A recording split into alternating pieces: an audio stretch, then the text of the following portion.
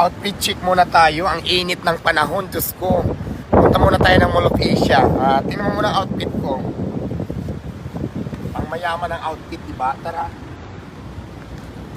Dito kami ng parking lot sa Mall of Asia kung saan pupunta tayo na magpapalamig tayo. At may bibilihin din ako.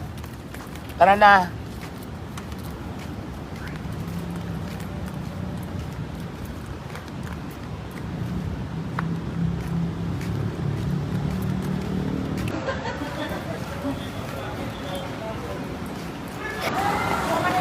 May nagbigay ng SMBC. Bibili na ba tayo ng kondo?